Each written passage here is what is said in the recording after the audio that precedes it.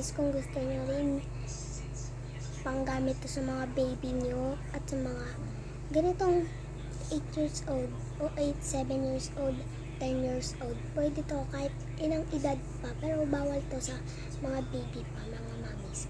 Ito yung lipstick na pwede sa atin, pwede rin sa magulang at pwede sa bata. Ayan. Pwede to gamitin nila pag may sila. Hindi siya halata na parang masasabi na lang ng mga tao na ano ba yan? Ang curious naman ng lipstick mo. Ano gawin? Sa camera di mo siya kita, pero pag nandito ka sa salamin, ayan.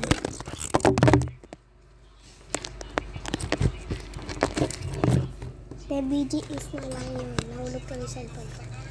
At saka mura lang to. Nasa Yellow Basket. Bili ko. Kasama na rin yung mga ganito. Kasama na to. Tapos ito. Ito pang sa buhok niya. Pang kulay.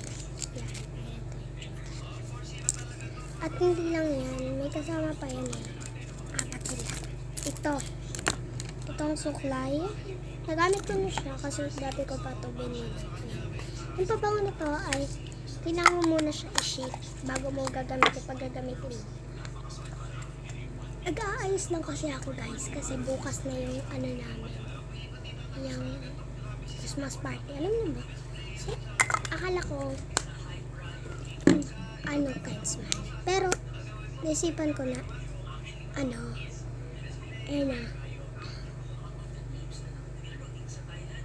hindi katulad dito sa binili ko sa TikTok. Ito yung lipstick na giganyan mo tapos apakapula mo tapos ayaw mo ng pula. Ito yung nabili ko sa TikTok. Ito naman yung nabili ko sa YouTube. Ayan. Nabili ko sa YouTube. Ito sa TikTok.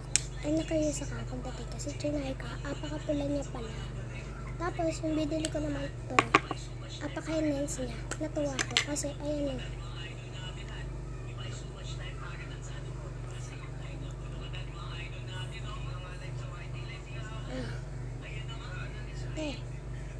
Ang bongga niya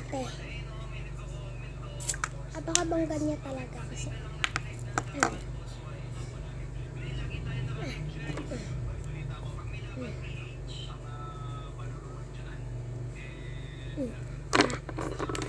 check out na kayo nito. May kasama pang libreng pang nails.